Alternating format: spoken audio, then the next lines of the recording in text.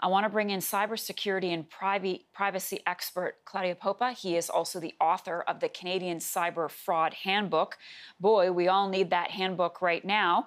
Claudiu, let's start with your thoughts on this whole idea around credential stuffing. That is a phrase that not many of us have heard until now. Talk to us about what that means and why it leads to the fact that we should all be changing our passwords to make them safe and secure and strong. Hi, Marcia, and thank you for having me on the show again.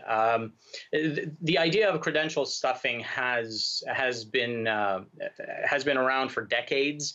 It's only recently that we've started calling it credential stuffing. Really, it's just password theft.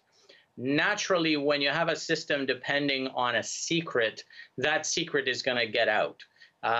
There are viruses, there are phishing expeditions, there are websites that steal credentials, and of course there are web browsers that are constantly asking us if it's okay if they just memorized our password for us, for a question to which I hope all viewers say no.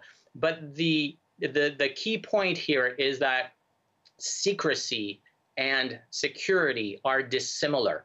They're not the same thing, and that's a big problem fundamentally for systems like this. If we know that we've got extremely sensitive information behind a login screen, then we need to depend on more than just secrecy. We know that people are going to be reusing their passwords. It's not just common sense, but it's human nature. So we can't blame people for that. Credential stuffing itself is something that we know about. We know exactly which passwords are out there. So why not have systems in place that as you're typing in a new password, why not say, hey, you know what, that password has been used in the past, or that password is weak.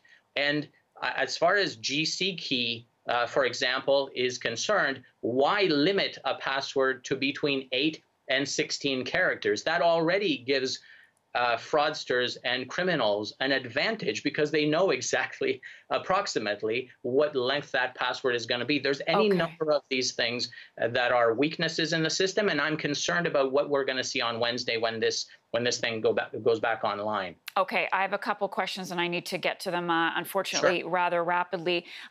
We heard that the government has said that they have neutralized the threat. What do you make of that? What's your response? Do you feel confident about that?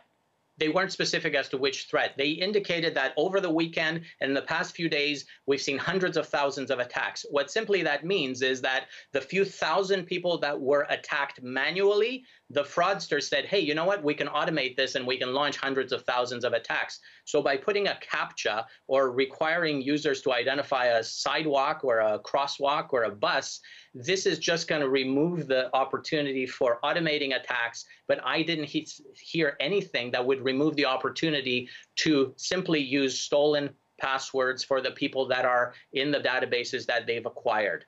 Okay, we heard we should not be calling the CRA to find out if, in fact, that we were affected. They'll let us know by mail. The RCMP is investigating. Do you think we're going to find out, Claudiu, who is behind this?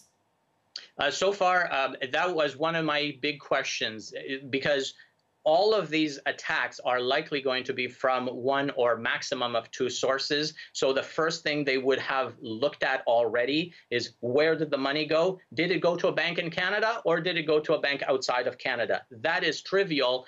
I was hoping to hear that today, but instead I heard that users should be changing their passwords and choosing unique passwords. You know what? Users should be using long passwords, but if you're limiting them to 16 characters, that limits their security. And using words like, this is our secure system, does not help, because it gives Canadians a false sense of security. All right, good stuff there. Claudiu Popa, thanks so much. We'll talk to you soon. You're welcome. My pleasure.